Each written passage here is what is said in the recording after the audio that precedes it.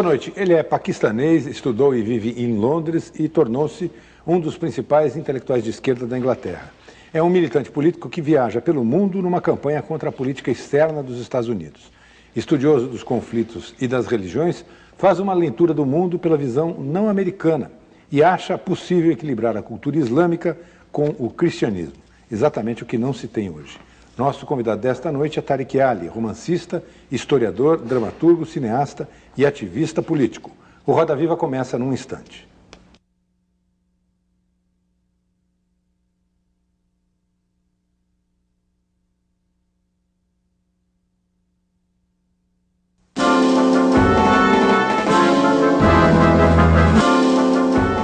Tariq Ali se dedica a construir o que no Ocidente poderia ser chamado de a visão do outro lado. Estuda e analisa as relações dos Estados Unidos com o Oriente, depois dos ataques terroristas de 11 de setembro em Nova York. E já produziu uma série de romances abordando o confronto entre o islamismo e a civilização cristã. Tariq Ali, que já esteve no Brasil em outras ocasiões, veio de novo agora em agosto participar da FLIP, a Festa Literária de Paraty. Tariq Ali costuma se definir como um muçulmano não muçulmano. Ao mesmo tempo em que se posiciona contra o Império Americano, também é contra o fundamentalismo religioso. Escritor, roteirista e cineasta, Tariq nasceu no Paquistão e estudou na Universidade de Oxford, na Inglaterra, onde vive. Escreveu biografias, romances, obras de história e política internacional. Muitas obras já traduzidas para o português e lançadas no Brasil. Recentemente, na FLIP, a Festa Literária Internacional de Paraty, Tariq lançou sua última publicação, Um Sultão em Palermo, o quarto livro do Quinteto Islâmico, série que enfoca a grandeza da contribuição do Islã e seus confrontos com o Ocidente. Esse tema se tornou mais presente nos trabalhos de Tariq Ali depois dos atos terroristas de 2001 nos Estados Unidos, que marcaram profundamente o pensamento do escritor. Ele passou a estudar mais os conflitos, as religiões e a interpretar os acontecimentos por uma ótica não americana. Tido como um dos escritores que melhor traduzem para o Ocidente a complexidade da cultura do Islã, Tariq Ali faz uma campanha crítica ao governo do presidente americano George Bush, à guerra no Iraque e, mais recentemente, à guerra no Líbano. Mas, ao mesmo tempo em que ataca o Império Americano, critica também o fundamentalismo islâmico, que, segundo ele, não tem futuro. O futuro, na ideia colocada no livro Um Sultão em Palermo, estaria na construção de uma aliança pacífica entre cristãos e muçulmanos, que Tariq Ali acha possível. Para entrevistar o escritor Tariq Ali, nós convidamos Demétrio Magnoli, geógrafo especialista em relações internacionais e editor do jornal Mundo, Geografia e Política Internacional. Roberto Lameirinhas, repórter da editoria internacional do jornal Estado de São Paulo. Vicente Adorno, comentarista internacional da Rádio Cultura FM. Samuel Feldberg, professor de Relações Internacionais das Faculdades Rio Branco e membro do GACINT, o Grupo de Análise e Conjuntura Internacional da Universidade de São Paulo. Emir Sader, sociólogo e escritor, e Oscar Pilagalo, editor da revista Entre Livros. Também temos a participação do cartunista Paulo Caruso, registrando em seus desenhos os momentos e os flagrantes do programa. O programa de hoje está sendo gravado e, portanto, não permite a participação direta do telespectador. Mas você pode mandar sua crítica, sua sugestão, sua proposta pelo site do programa. O endereço é www.tvcultura.com.br/Roda Viva. Boa noite, Tariq. Queria começar pelo seguinte: o senhor acha que é possível conciliar literatura e militância política? Que é uma longa discussão no mundo. Houve época em que isso era muito valorizado, momentos em que se considerava que não havia ligação possível, uma coisa é uma coisa e outra coisa é outra coisa, e o senhor faz ambas. É possível haver essa conciliação? Well, I think it's always been possible. This is not something new, especially if you look at the history of Asia, Africa, and particularly Latin America, where you have had novelists running for the presidencies of Venezuela and Peru. Even, you know, what their politics are doesn't matter for this, from this point of view. They could be from the left, from the right. So literature and politics in Latin America especially has been very closely related, and then you have a big tradition in some Latin American countries of poets and novelists being sent abroad as ambassadors. You had in Brazil Jorge Amado, who was both very engaged in politics and also a very fine novelist. And the same examples I could give you from all over the world. So the connection between literature and politics is a very old one. Agora, o senhor faz isso de maneira muito expressiva nas suas obras, né? Os seus romances históricos, eles me deram a impressão de que em determinados momentos da narrativa emerge o cenário político, o cenário cultural, o cenário, digamos, que seria de um trabalho acadêmico no meio da história. Esse casamento também funciona? I think it works. I mean, if you look at, for instance, Tolstoy's War and Peace, you have whole chapters of very arid philosophy, one can say it. So whether it works or not, it depends on the reader, whether the reader appreciates or not. And you know, there's a big difference for me when I'm writing fiction and when I'm writing non-fiction. Because as any novelist will tell you, when you're writing fiction, it becomes partially subconscious. Even as you're writing a novel, and I've experienced this myself, lots of things come up from inside you which you didn't even know existed. And occasionally characters which you had no idea of even putting in the novel suddenly emerge and try and take the novel over, and you have to hold them back. But clearly, in this last novel I wrote, A Sultan in Palermo, I was writing this when war was raging in Iraq. And the novel is written about the 12th century, when another great Arab city, Palermo, the capital of Sicily, had fallen. So it was very difficult not to think about both items together, which, you know, to reveal the echoes of history, which are always with us. These echoes never go away, whether you're writing history, whether you're writing literature. Mr. Tariq, here. Hi. Hi. Eu queria propor uma questão sobre não ficção. Na recente tentativa de atentados em Londres, o senhor disse que a responsabilidade devia ser atribuída também à política de Tony Blair. No ano passado, no 7 de julho de 2005, nos atentados terroristas contra Londres, o senhor escreveu que os londrinos, vou citar entre aspas, pagaram o preço pela reeleição de Blair e pela continuação da guerra. Ou seja, se eu li direito essa passagem, a responsabilidade aí não é nem de Tony Blair, mas dos eleitores, do povo de Londres. Eu queria saber se, do ponto de vista moral e político, o senhor é capaz de oferecer uma condenação incondicional do terror global ou é incapaz? No, there's no problem with me. I have always been opposed to terrorism, unconditionally, whether it's terrorism carried out by individuals or whether it's terrorism carried out by states. And state terror kills more people than any group of individual terrorists have ever done in the history of humanity. You make the balance sheet of the 20th century, and you get that picture very closely. Now, in relation to Britain, when the bombings of 1 year ago happened, I denounced those bombings. I described them in my book, Rough Music, as senseless carnage. But I said you have to try and go to the causes, and explaining the causes does not mean justifying the consequences. Mesmo se diz que a culpa é dos eleitores que reelegeram Blair?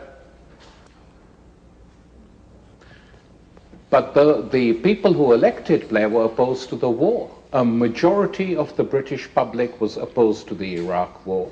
Just 2 weeks ago, 63% of the British public said they were very upset about Blair's close links with the United States. Mas justamente por isso eu lhe pergunto se não é o caso de dizer que toda a responsabilidade pelo terror é dos terroristas, que toda a responsabilidade pelos atos de terror em Londres, como os da Indonésia, como os atos de terror na Índia, porque a Al-Qaeda não faz terror só em Londres, como os atos de terror em Taba, no Egito, se toda a responsabilidade por esses atos, integralmente, não cabe aos terroristas, assim como a responsabilidade pela invasão do Iraque cabe integralmente aos Estados Unidos.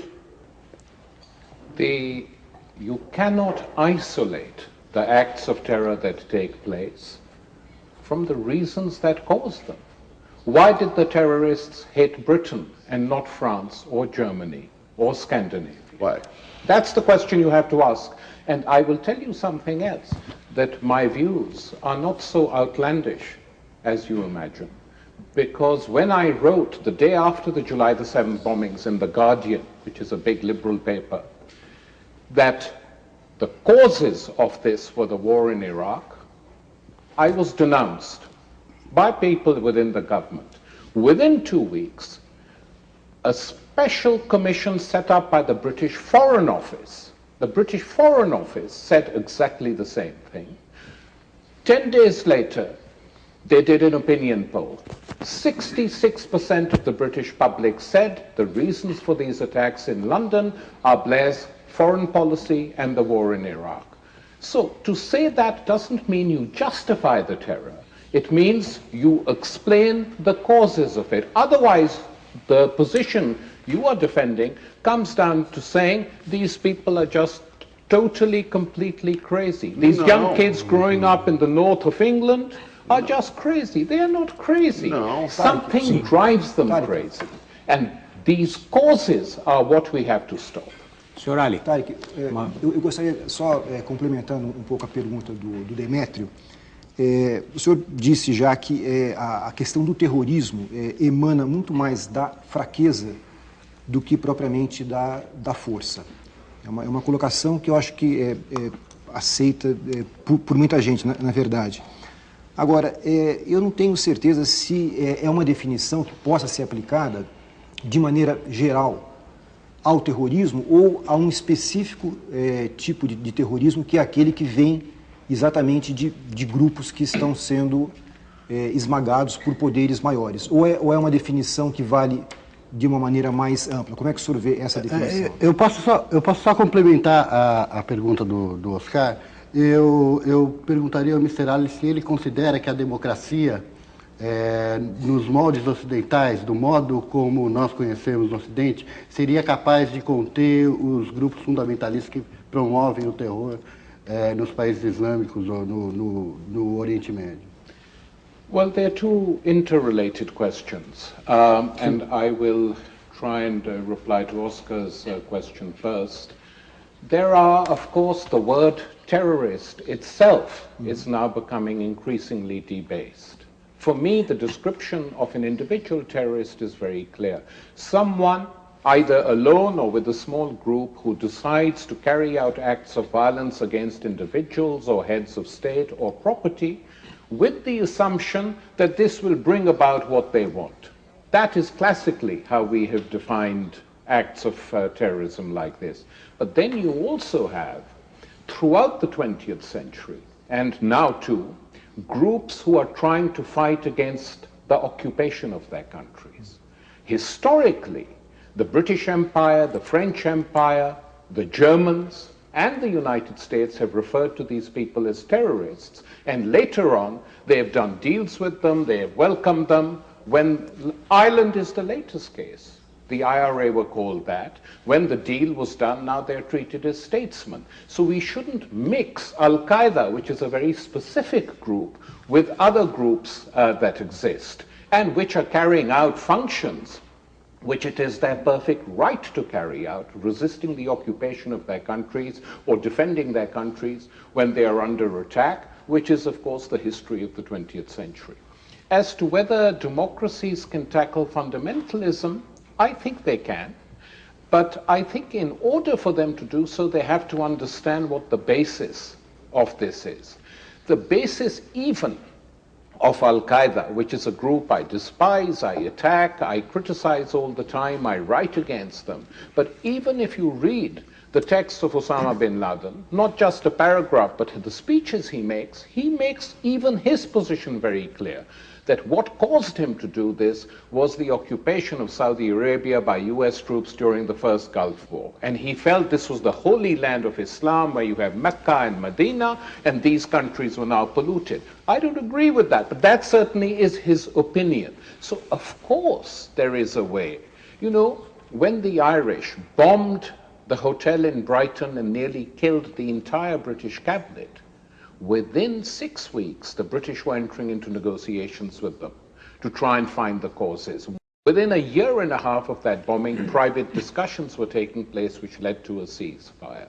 So we have to take each episode and try and find out why it happens. And there's a very serious American academic at the University of Chicago, Robert Pape, who has just written a book on terrorism, trying to explore the motives. And he says, in 9 cases out of 10, it's politics, not religion.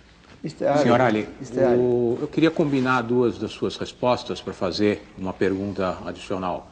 Em relação à responsabilidade dos eleitores ingleses, como o senhor vê a referência aos eleitores palestinos e libaneses que colocaram ou no poder ou participando do poder o Hezbollah e o Hamas, por um lado, como responsáveis por esses 2 grupos estarem no poder, por meio de eleições democráticas. Por meio de eleições democráticas, e segundo, se esses grupos que o senhor chama no direito de se defender da ocupação, como o Hezbollah pode ser visto nesse contexto, já que as tropas israelenses, em princípio, se retiraram do Líbano, e o último episódio do conflito entre israelenses e o Hezbollah, de certa maneira, estava ligado a uma alegação do Hezbollah de que combatem a invasão israelense.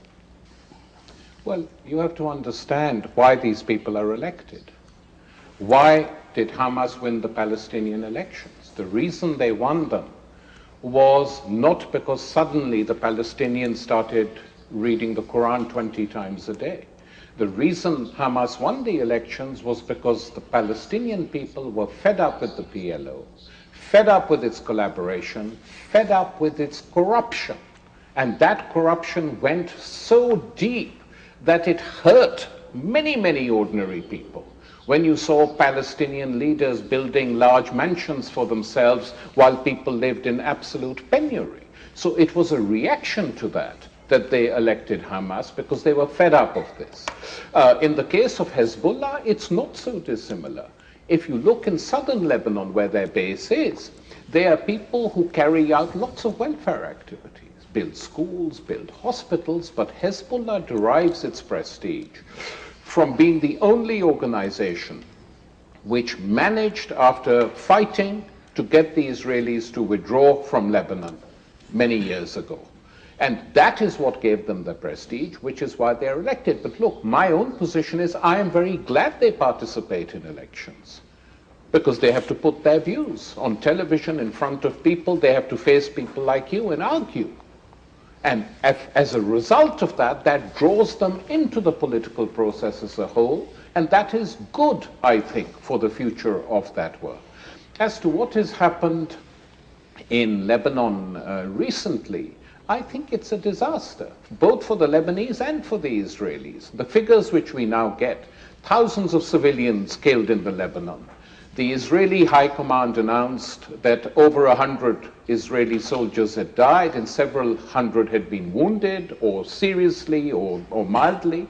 And Hezbollah announced that 62 members of Hezbollah had died in the fighting. And for what? The exchanges of political prisoners between the two sides have been taking place for many years. So Hezbollah kidnaps an Israeli. The Israelis have 9,000 Palestinian Arab prisoners in their prisons. They exchange them for 4 or 5 or 6. This has been going on for years. So they do it now, and suddenly there's a war. And I think the causes of this war are a desire, largely by Washington, to try and change the picture in Lebanon and make Lebanon into a protectorate, which is what it's been before and what they would like it to become again. So once the Syrians were pushed out of Lebanon, there was a big vacuum in that country. Who would fill the vacuum? The United States wanted to fill the vacuum, obviously in its own interest. This is hardly a surprise. And the only group in that country capable of resisting them was Hezbollah. You look at the opinion polls coming out of Lebanon now, 70% of the population thanking them.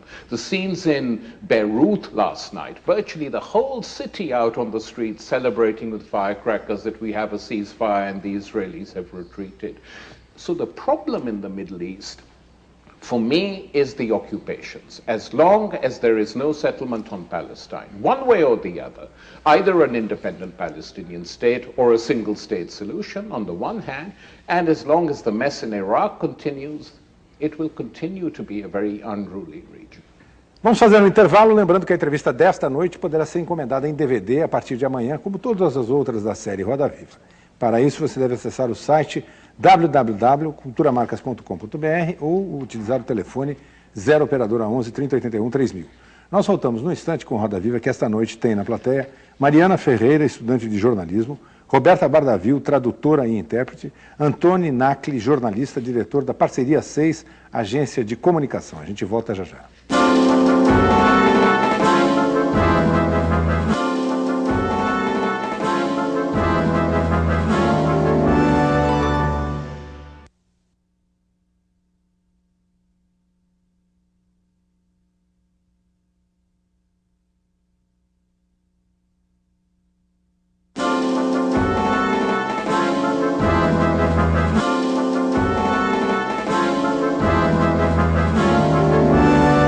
Voltamos com o Roda Viva, que entrevista hoje o escritor, historiador, cineasta e ativista político Tariq Ali. Lembramos que, por tratar-se de um programa gravado, não é possível a participação dos telespectadores. Mas você pode fazer sua crítica, sugestão ou comentário pela página do programa na internet. É só acessar www.tvcultura.com.br/Roda Viva e mandar o seu e-mail. Tariq Ali tem parte de sua obra dedicada a uma questão muito presente na história humana, a transformação que a cada momento, em cada lugar, ocorre e faz a vida tomar rumos inesperados. Em Sombras da Romanceira, o primeiro livro da série Quinteto Islâmico, Tariq Ali volta ao passado muçulmano da Espanha, exatamente no momento em que os reis católicos recuperam o país no século XV, encerrando um período de 700 anos de domínio mouro na Península Ibérica. É o fim da cultura, da religião, do mundo dos muçulmanos que ali estavam e que se viram diante de uma encruzilhada: converter-se ao catolicismo ou morrer. Esse é o drama do personagem do livro. No romance Medo de Espelhos, Tariq Ali traz à tona um outro momento histórico, marcado desta vez pelas transformações que o fim da Guerra Fria trouxe na segunda metade do século XX. A queda do Muro de Berlim fez desmoronar também esperanças de uma geração criada na Alemanha comunista e que se viu igualmente numa encruzilhada. O mundo de muitas pessoas foi virado de pernas para o ar. O personagem do livro é uma delas. Tariq, eu vou tentar falar mais um pouco de literatura, eu acho que não vou ter a menor chance. Mas, em todo caso, a impressão que eu tive lendo alguns dos seus livros é que há um personagem recorrente que aparece de diversas maneiras, que é o homem fora do seu tempo. Ele pode estar na Espanha, no final do domínio dos mouros, né? Ele pode estar na Alemanha de hoje, reunificada, enfim, em vários cenários, esse homem, esse personagem mal ajeitado no momento histórico. Estou errado ou existe mesmo essa persistência? No, you're right. There are characters like this which emerge in my fictions. In the case of Spain, it's not, of Moorish Spain, it's not exactly that they were out of time, but they were persecuted both by Christian and Muslim fundamentalists. There were lots of free thinkers. And that is a civilization, the Moorish civilization in Spain, and even before that in Portugal, which created, in my opinion, one of the most beautiful syntheses of the three cultures, Judaism, Christianity, and Islam. And so whenever you go back and read about that period, it's very exciting. That debates took place. I mean, this Muslim philosopher from Cordoba, Ibn Rushd, actually made a distinction between reason and divine truth. And for that, there were big debates in the mosques all over that region. You had women of that period, even before that, in the 10th century, writing erotic poetry and defending themselves. Mas essas tentativas nunca deram muito certo, não duraram muito. Né? Predominou sempre a violência, a intransigência, a separação.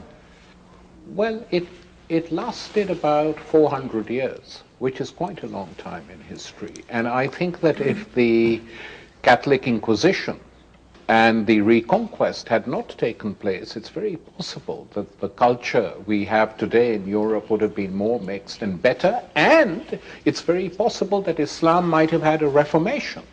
One reason that this reformation did not take place was because it kept being pushed, and ghettoized, whereas if it had remained a European religion, who knows the shape of Europe, and who knows what South America, Latin America would have looked like. Isso aí é uma questão que me intriga bastante, essa afirmação que o senhor fez, que o islamismo talvez tivesse um futuro um pouco melhor se ele tivesse continuado a ter raízes na Europa.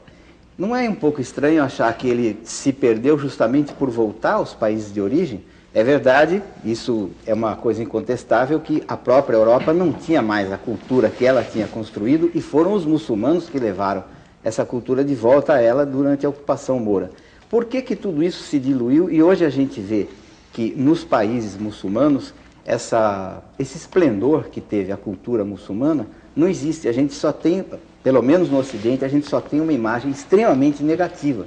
A gente não vê mais essa coisa assim da pujança de uma civilização que, em vez de se impor pelas armas, se impôs pelo intelecto.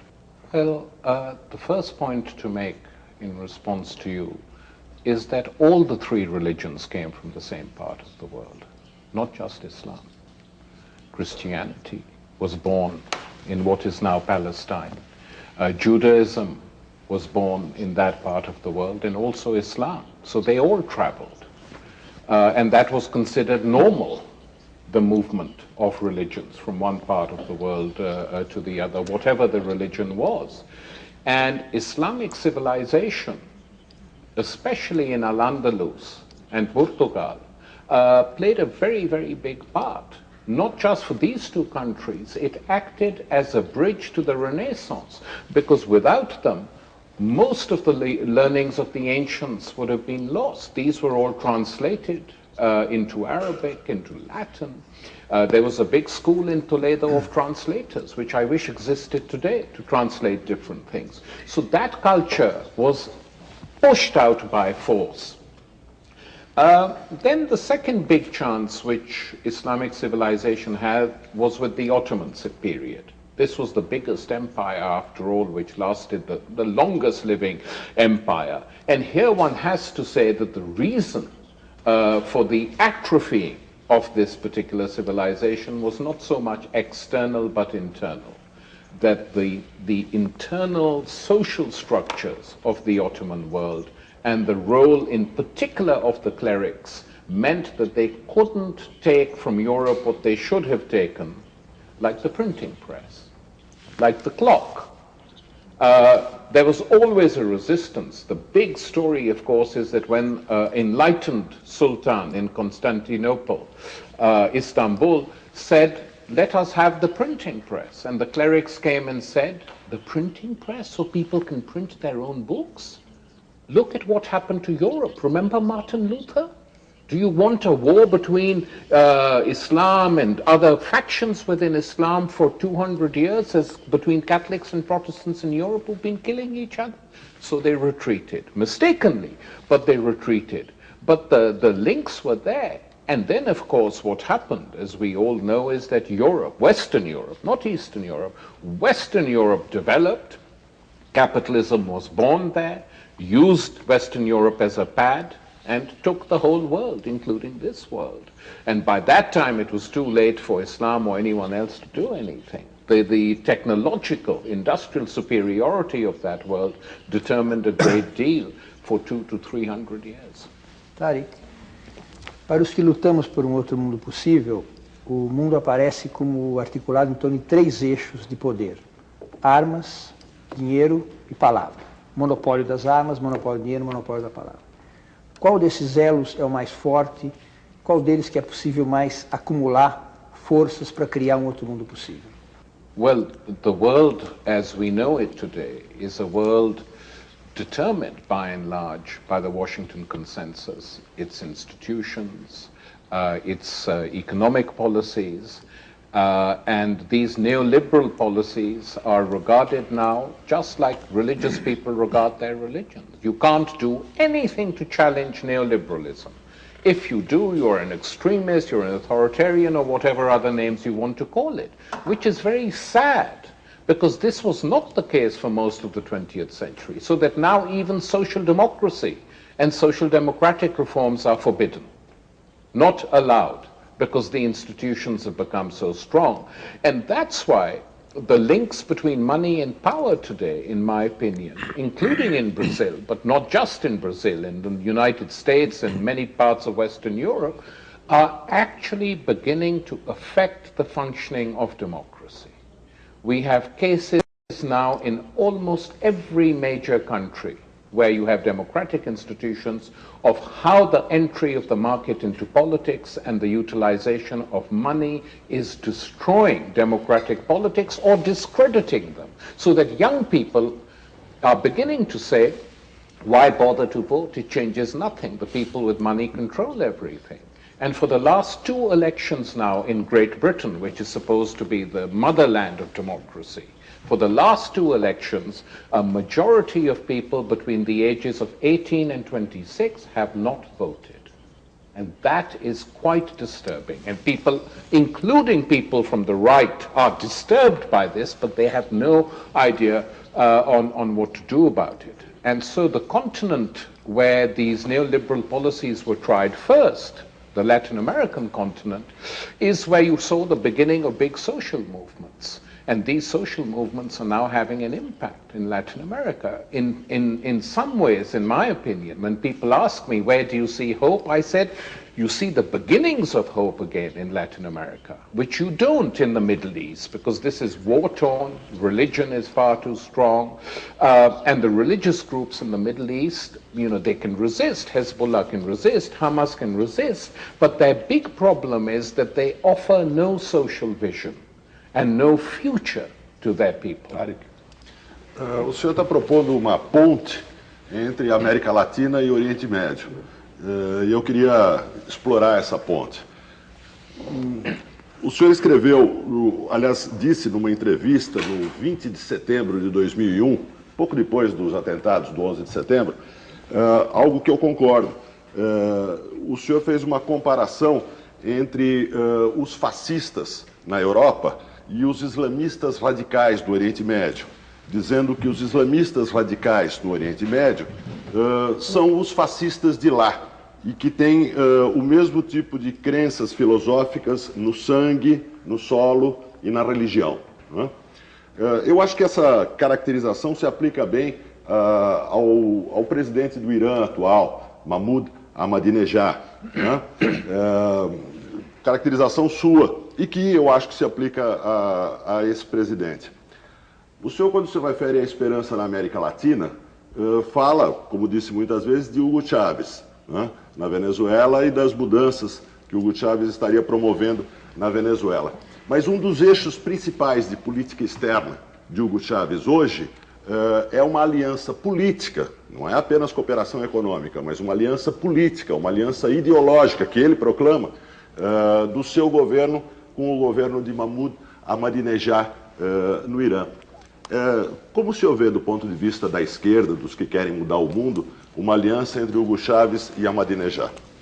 The first point I'd make is that I think you misquote me. I have never referred to the Islamic groups as fascists. Never. Never. Eu tenho a entrevista aqui. No, which interview? This was... Who did the interview? Because I challenged that. In fact, I'm very careful.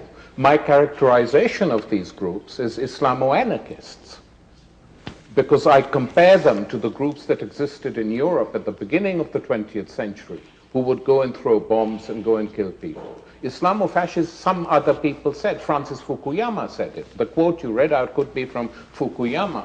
It's certainly not from me, and I never use words like blood and soil, you know, and attachment to that. In fact, my polemics are against people who confuse the mainstream currents of fascism, which existed in Europe and which were mass currents, with Al-Qaeda, which is not a fascist group, however much you dislike them. It's best to be accurate on this. So I have not characterized them as such. Mahmoud Ahmadinejad in Iran is a guy I have written about. Of course, I don't agree with him, but again, you have to ask, there were two candidates in that election. Both were clerics. One was Rafsanjani, backed by the West, totally backed by the West, and one was Ahmadinejad. And I followed the Iranian election campaign very closely. There was no foreign policy discussion at all. The big discussion was on wealth and poverty. And Ahmadinejad distributed a video showing the houses of Rafsanjani, how much wealth he had accumulated through power, and this appealed to the poor, and they elected him. That is the honest fact, because people are now, in many parts of these worlds, desperate for something different. When he can't offer them anything, we will see, he will go, in my opinion. As far as Iran is concerned, ask yourself this. Could the United States have occupied Iraq and Afghanistan without the tacit agreement of the Iranian mullahs? Both had their reasons for getting rid of Saddam, the Iranian mullahs and the United States. Likewise, the Taliban in Afghanistan.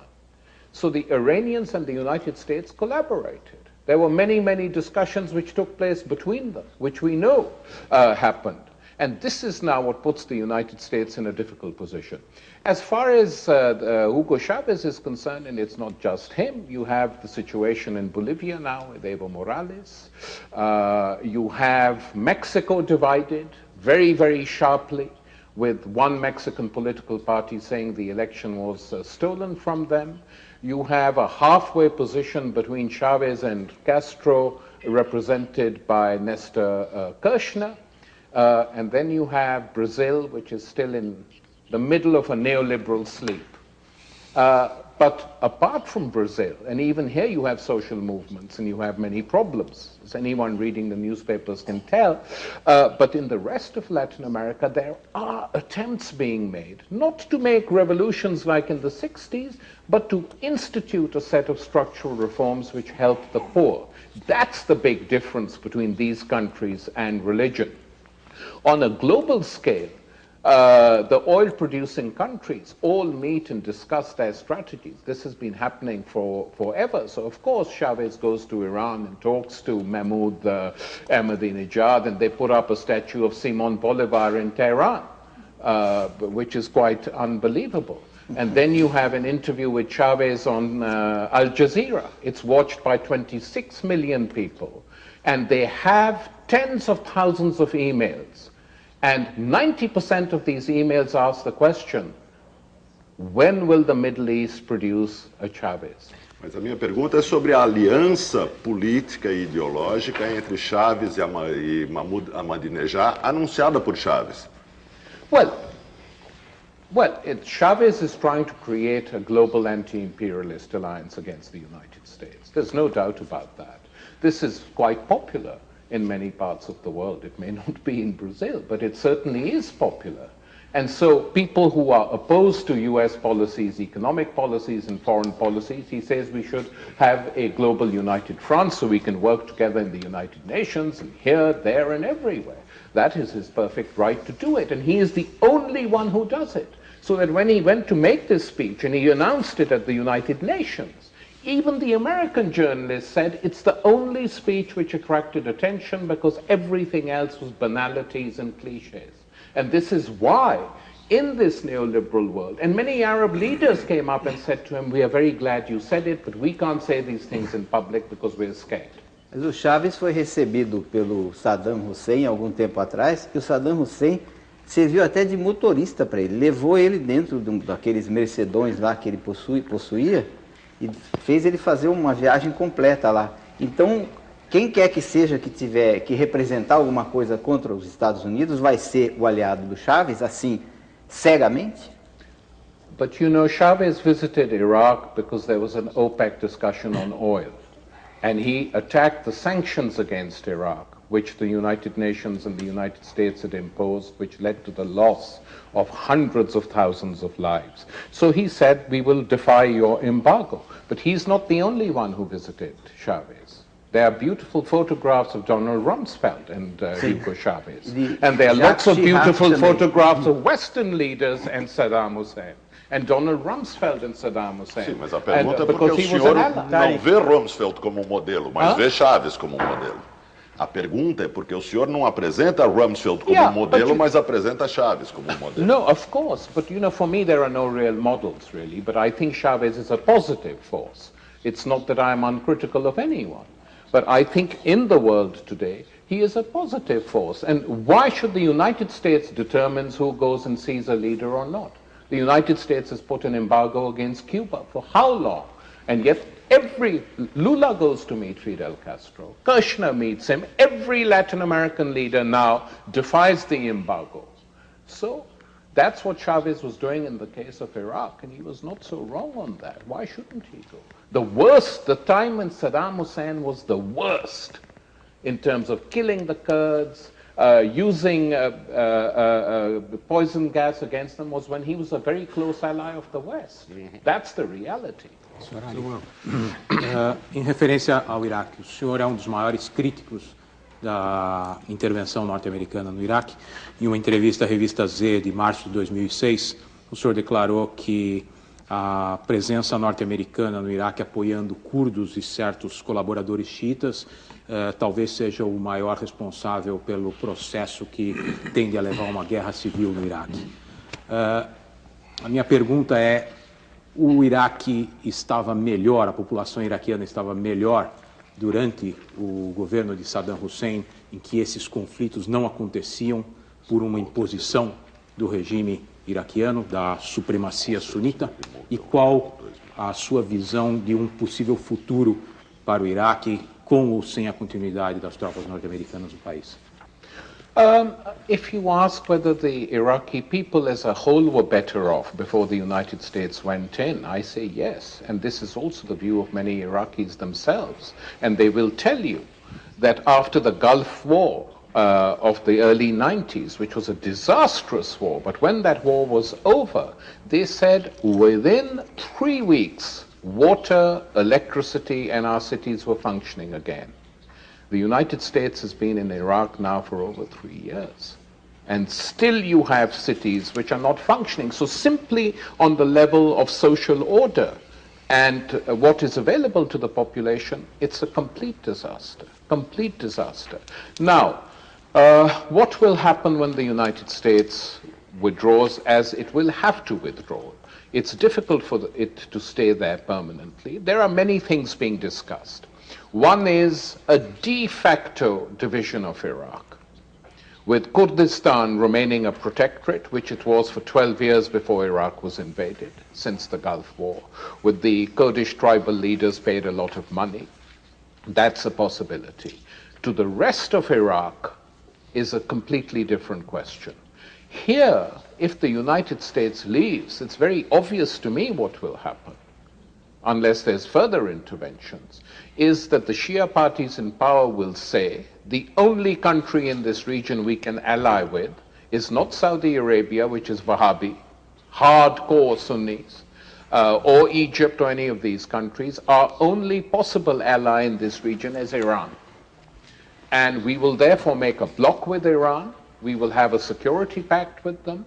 We will have economic deals with them. If that happens, it will become the strongest player in the whole Middle East. Now, will the United States let this happen? We don't know. It depends on many other things. But it's basically what the American intervention has done is wrecked Iraq and destabilized the whole region, as we see in front of our eyes at the moment. So how it's going to turn out over the next 5 or 6 years will depend on many imponderables, which none of us can imagine today. Bem, vamos fazer mais um rápido intervalo. Eu lembro a você que está em casa que pelo site www.culturamarcas.com.br ou pelo telefone 30 81 3000, código aqui de São Paulo, você pode obter os 3 livros, o melhor do Roda Viva, Internacional, Cultura e Poder, que reúnem 20 entrevistas das melhores já feitas pelo programa em cada um desses volumes. Nós voltamos já já com o programa.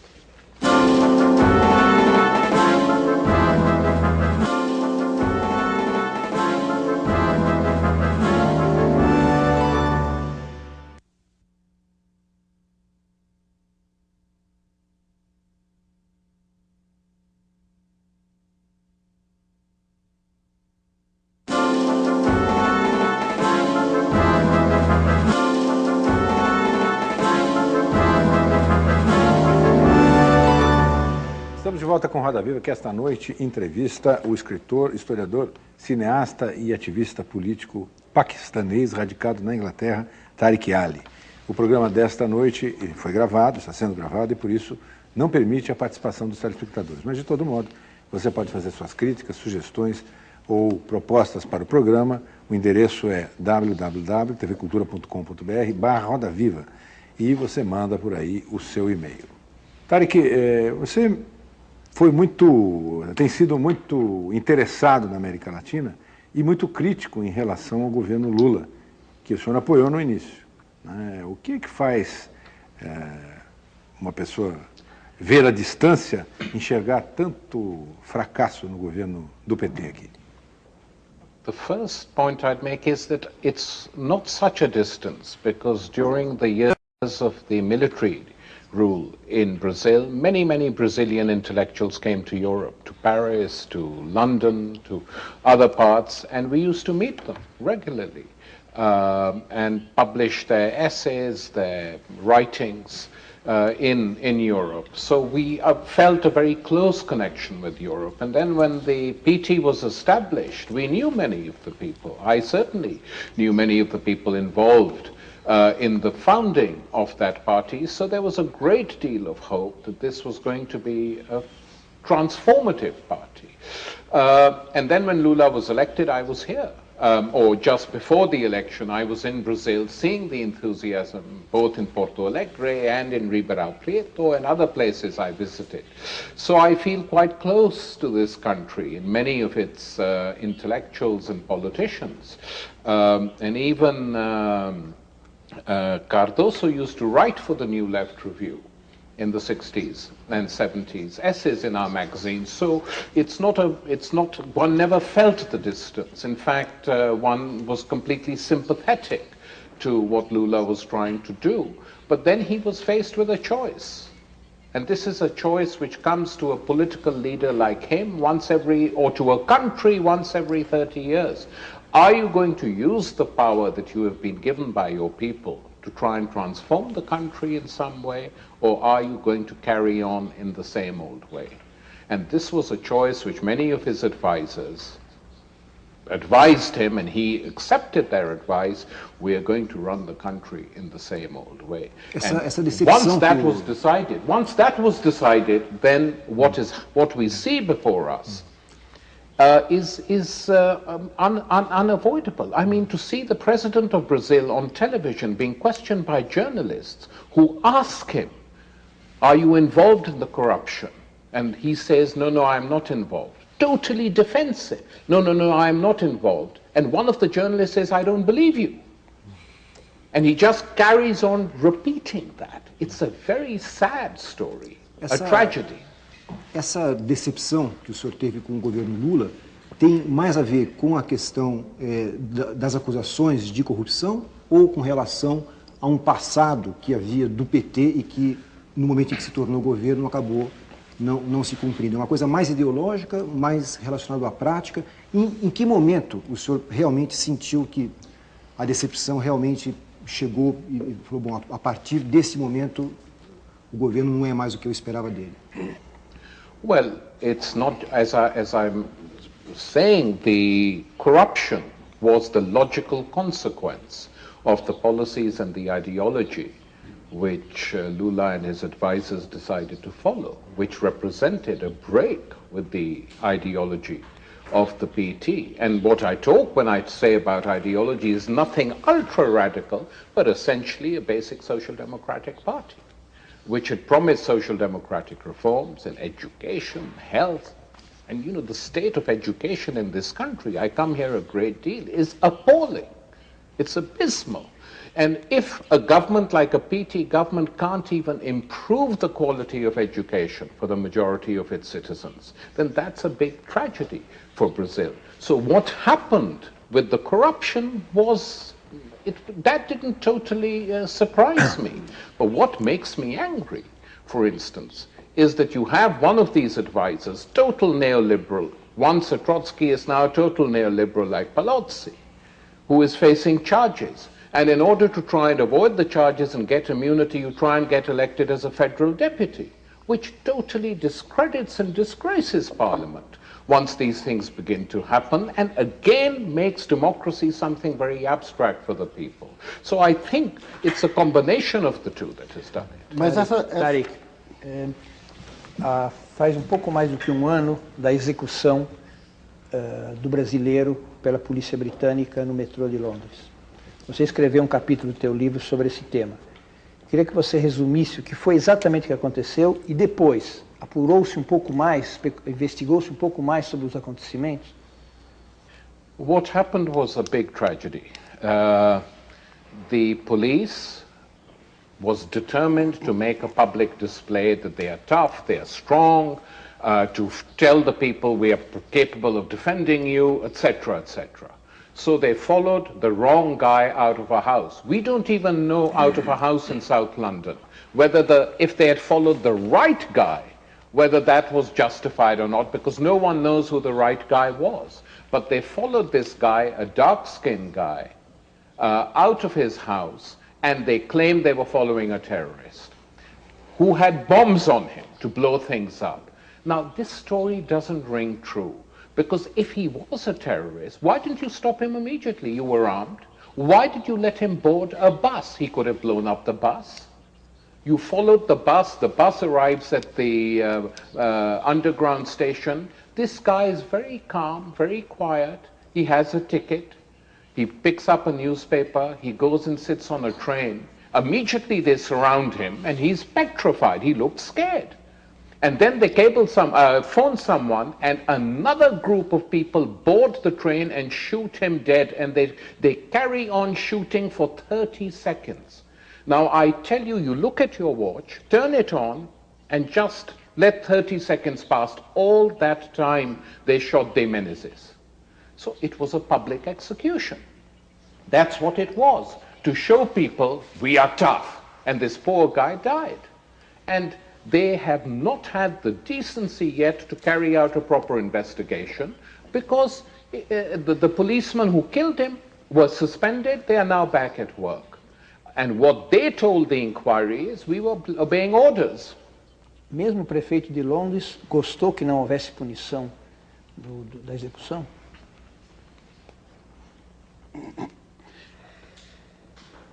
The London mayor was, he was nervous at the time and should have spoken up a bit more. Ken Livingstone, because he was, tends to be sharp on these things, but he did not speak up on this question too much. Some of us spoke up. I wrote about it in the Guardian. I went and met the family when they came. We, marched with them. But there has not been a proper investigation, because the proper investigation would reveal, after all, this is Britain. You don't have a group of armed policemen boarding a train and killing someone. Someone at the top gave the order.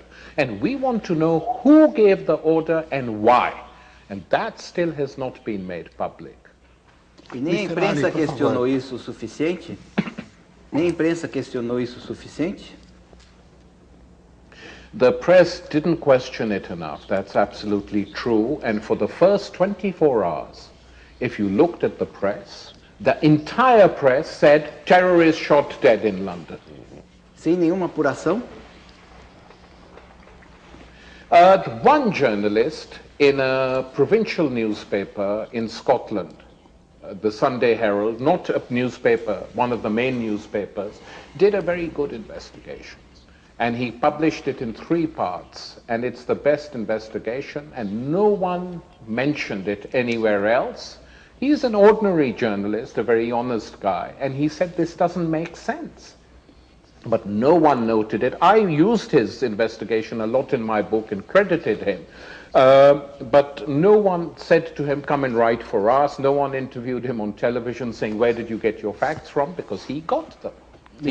Isso aí ratifica, a seu ver, a opinião tão má que o senhor tem da imprensa, que o senhor disse que a imprensa hoje em dia é, no mínimo, relapsa com tudo que acontece, que não existe uma posição crítica? No, what I say is more careful. What I say is that increasingly the space in the press for dissenting opinions is becoming less and less and less. I don't say that the press is completely useless, of course not, and that applies to everywhere. But I say that if you look at some of the major newspapers in Europe today, or in Brazil, for instance, you see that there is a decline in what used to be. And this, I think, is a sad thing for the people who read these newspapers, because one of the things that creates an alert and vigilant public opinion is a press which can have different views. Otherwise, if it becomes more and more monotone, speaks in the same tone, it affects the political culture of a country, and that I find sad. O senhor atribui isso a quê exatamente? Porque o fato é esse, hoje em dia, uma imprensa menos crítica, mais monolítica, de apoio aos seus governos, mas o fato é que até pouco tempo atrás, no final do século passado, na Guerra do Vietnã, a imprensa americana era bastante crítica. De lá para cá, não houve uma mudança estrutural muito grande nas empresas, da maneira como o noticiário chega nas redações, a parte editorial, nada disso, houve uma mudança muito grande. Nesse caso, essa mudança ela pode ser atribuída a quê exatamente? Well, you're absolutely right. I agree with you that during the Vietnam War, the American press and American television, even more important, covered the news very well. And precisely because of that, many people in the United States, at the head of these organizations, were told in very blunt terms by the politicians and the global corporation heads that in future wars we can't do this because you demoralized our people. Look what a big anti-war movement arose in the United States, and we don't want this to happen. And if you look, there's a film recently made in Hollywood called Good Night, Good Luck, which explains how this degeneration in the American media took place. It's George Clooney's movie, very wonderful film, actually, which explains that. But there is a structural reason, and that structural reason is to do with what happened in the world after 1989.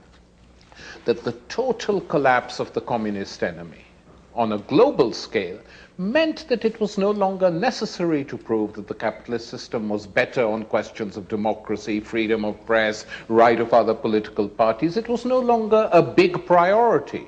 While communism existed, it was a big priority because this was an ideological divide. Look at our newspapers. We can publish communists. You can't publish anyone who defends the capitalist system. Eu acho que o senhor faz uma bela defesa da liberdade de imprensa e da sua importância para a democracia, da imprensa, da mídia para a democracia, e eu concordo com essa defesa. O que me deixa um pouco atônito é que, ao lado dessa defesa do papel da mídia no debate público, na democracia, o senhor defende também o regime cubano, por exemplo, onde as pessoas são presas por terem fax, por terem uma antena parabólica, por usarem um computador. São crimes. Então, quanto mais uma imprensa livre. Então, me parece que há um duplo critério permanente no seu discurso que o torna um pouco complicado para se entender. Eu queria entender melhor. Of course, I'll try and explain it to you. For us, the Cuban Revolution was probably the most important revolution of the second half of the 20th century. What happened to this revolution? It was totally blockaded. Attempts were made to invade the country. Several attempts were made to kill its leaders because strategically and geographically it was just on the edge of the United States. This forced this revolution, compelled it to seek the help of the Soviet Union as the only other big power. And what happened in the 70s was that a lot before, if you look at the different periods of the revolution, from 1960 to 67, if you look, there were many, many more magazines, including critical magazines. Pensamiento Crítico, edited by Fernando Martínez, was a very sophisticated critical magazine. After the deal with the Russians, all this process came to an end, and in my opinion, this was a tragedy for that revolution. And I say it, I've said it to the Cubans themselves. I'm not saying it just in a television studio in Brazil, that this was a tragedy.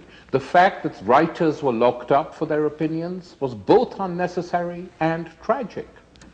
And it shouldn't have happened. But if from that you ask me, so then do you want this regime overthrown by the United States? And I will say, yeah, fine, good, okay. Senhor Ali, eu queria voltar ao Oriente Médio. O senhor mencionou aqui que a condição básica para uma solução dos problemas do Oriente Médio passa pela solução do problema palestino, ou através da criação de um Estado palestino independente, ou, eventualmente, através da chamada solução de um Estado comum. Primeiro, como o senhor vê a fronteira possível entre Israel e um Estado palestino independente? E, se não, o senhor acredita realmente na possibilidade da existência de um Estado único para ambas as populações que possa se manter democrático? Well, look, the situation now has become so bad in Palestine that anything we say sounds utopian. Almost any solution you come up with sounds, how can we ever achieve this? But if one wants to start thinking seriously, depending on what solution you favor, all my political life, most of my life, I favored a solution of one state for Jews and Muslims and Christians, like Jerusalem became after the Crusaders were expelled in the 12th century. A city for everyone and a state for everyone. So people maintain their cultural identity, their political voices, but they work in a single state. This proved to be impossible. When this proved to be impossible, I said, okay. I talked to many, many Palestinians and Israelis. I have very close Israeli friends, and I said, in that case, if you feel this is impossible, then we need a Palestinian state which is a proper state.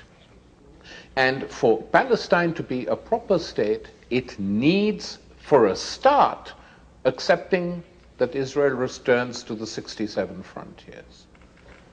That is not going to happen. It is obvious now that that's not going to happen. So once again, the question of a single state solution is coming up. And I think after this disaster in Lebanon for the Israelis, many people in Israel will be saying, what are we going to do to last till the end of this century? We can't carry on like this. There's a very famous left-wing historian, Isaac Deutscher, who initially was sympathetic to Zionism. And after the 1967 war, he publicly broke, and he said, you're becoming like the Prussians. And he warned them. He said, please remember there is an old German saying, you can triumph yourself to death. And do not swallow what you can't digest. And I think this was the best possible advice he gave them. But now the situation is completely out of control, in my opinion. So I can't see if I met some people from Hamas in London not so long ago. They said, what would you do in our place today? I said, what I would do in your place today is dissolve the Palestinian Authority, because it's a joke. It doesn't exist. Say we are all now citizens of whatever entity you want to call it, and wage a civil disobedience campaign. Stop the suicide bombings. Stop any violent confrontation. Just behave like many other people have done in colonial situations and demand equal rights. E quem não está interessado nesse tipo de solução? They were silenced. They didn't say anything. No, they didn't sort of reject it. They said, it's interesting what you say, but you don't understand our situation. It's very difficult. The Israelis come and arrest our parliamentarians, lift us. The level of brutality is far too great. So I said, I know all that. And because I know all that, I suggest to you that you dissolve the Palestinian Authority, because it doesn't exist. You can't do anything. You're treated worse than an NGO. So in this situation, what do you have to lose? Say we are citizens and we want equal rights, and then let's see where it goes. Tariq, vamos fazer mais um rápido intervalo, lembrando que o Roda Viva desta noite, todos os outros programas da série, mais de 1000 programas já realizados aqui pela TV Cultura, podem ser encomendados em DVD. Para isso você acessa o site www.culturamarcas.com.br ou o telefone 0, operadora 11 30 81 3000. A gente volta já já.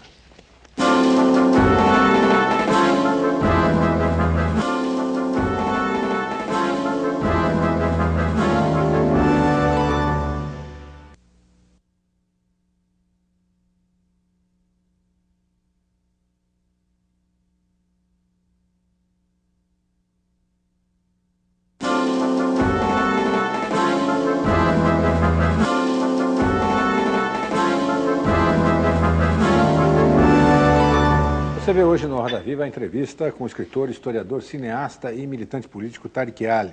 Paquistanês, radicado na Inglaterra, ele é representante da nova esquerda globalizada. Um intelectual que tem se dedicado a estudar e traduzir para o Ocidente o complexo mundo do islamismo. Tariq Ali é autor de vários livros, muitos deles voltados para a análise crítica das relações justamente entre os Estados Unidos e o Oriente. Tariq, o senhor recentemente, neste evento literário do Paraty, foi vaiado por parte do público, segundo a imprensa noticiou. Eu imagino que com essa sua militância e essa peregrinação constante, defendendo alguns pontos de vista que não necessariamente são aqueles que estão na moda, isso deve acontecer com alguma frequência. O senhor não sente, às vezes, um peixe fora d'água, como se diz aqui no Brasil? Quer dizer, alguém que está indo contra a corrente, quando talvez fosse mais fácil pensar de outro jeito? Well, first, let me tell you that there were some people in my talk in Parachi, which was attended by, 1,000 people. Some people asked hostile questions. I was not jeered. In fact, I received a very strong and warm welcome from the overwhelming majority of the audience. But I'm used to being, I'm not worried about being asked hostile questions or being forced to explain my position, because we have to do it. It's what we expect of others. So why shouldn't we accept hostile criticism, etc.? But this criticism should be based on some reality, not an imaginary position ascribed to us that we don't hold. So that sometimes makes me angry when people accuse me of holding views I obviously don't hold in order to strengthen their case. And there have been one or two examples of this in the media globally and in Brazil, but it doesn't bother me much. I don't think about all that. I basically, when I'm asked a question, try and speak the truth. And I think I do. And that sometimes angers people, because the truth these days can be painful to some points of view. O senhor se sente órfão do trotskismo?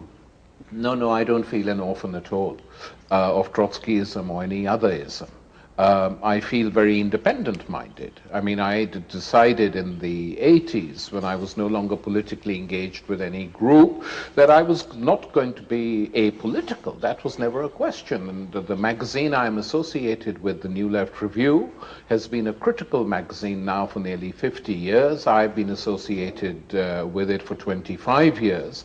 And so we have a collection, an intellectual collective, where we exchange views, we discuss with each other, and this magazine is now published every 2 months, not just in English but in Spanish, and annually it's published in Portuguese in Brazil, and in other parts of the world, in Turkey, editions are going to be published in Arabic. So I feel quite sort of strengthened by the fact that we have managed to preserve this tradition in bad times, when you had a whole wave passing over a generation and turning them upside down, so that people who were very radical in many cases are today extremely reactionary.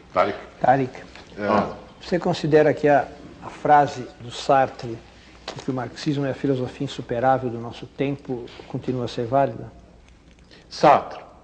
Did you say Sartre? Jean-Paul Sartre. Jean-Paul Sartre, yes. Well, I mean, I think that Sartre was someone who inspired us a great deal in the late 50s and 60s. I personally am not an existentialist and never have been in that sense.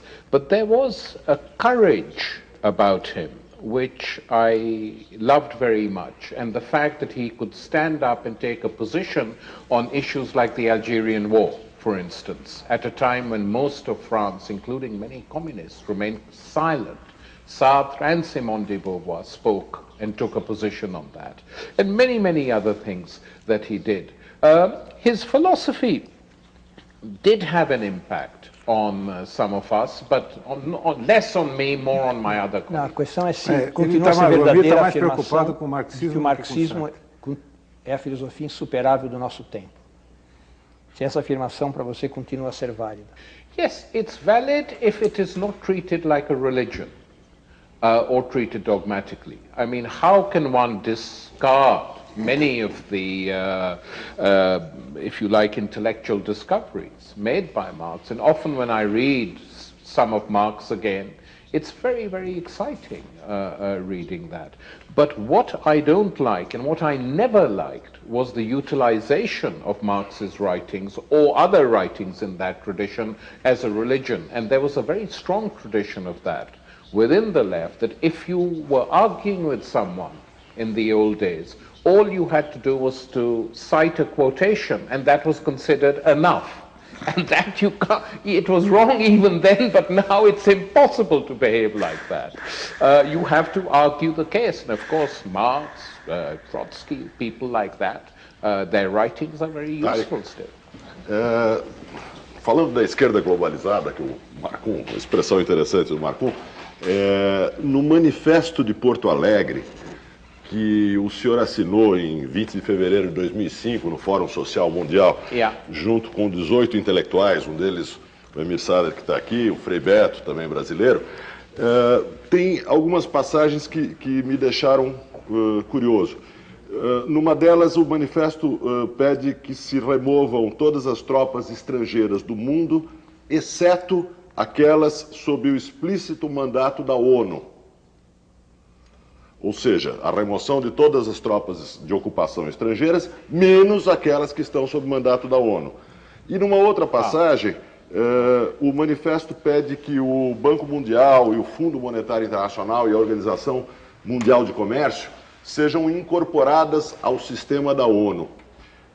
O senhor aqui hoje disse que sob ordens da ONU, o Iraque permaneceu sob sanções terríveis, né, para a sua população.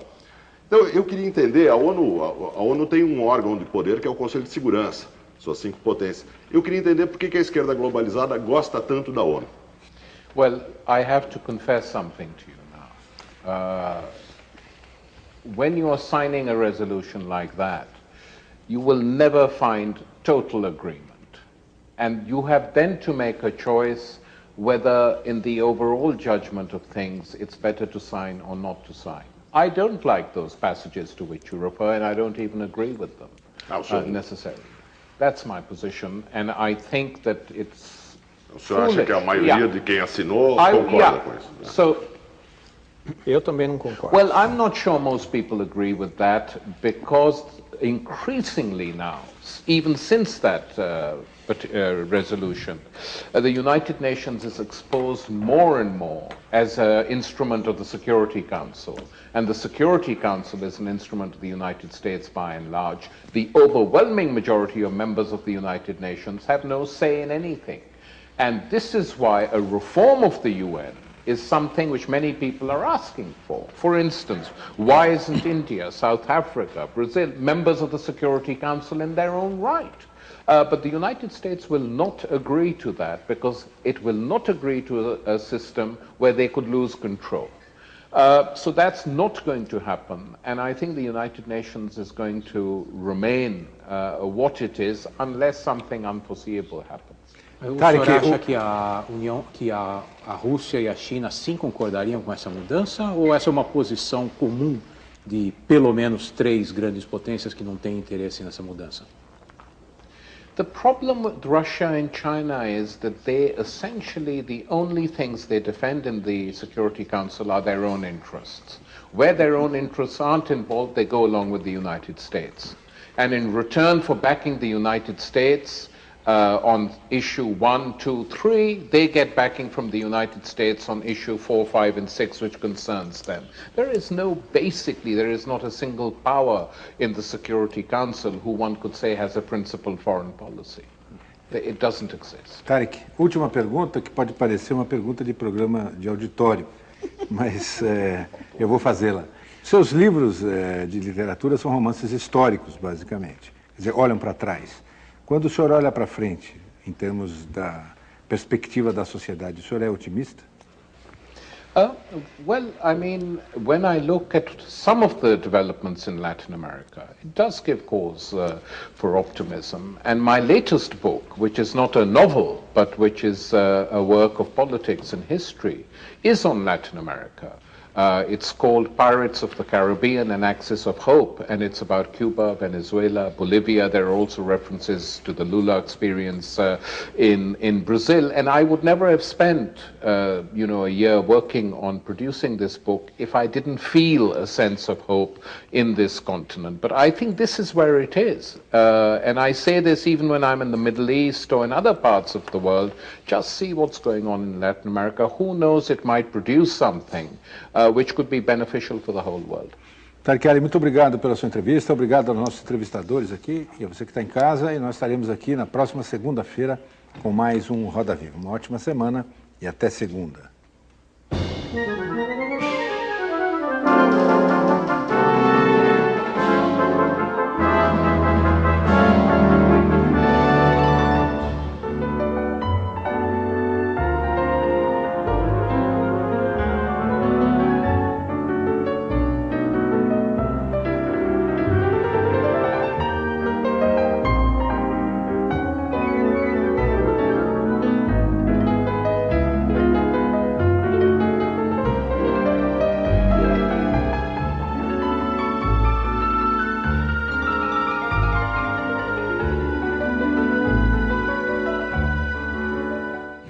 Thank you.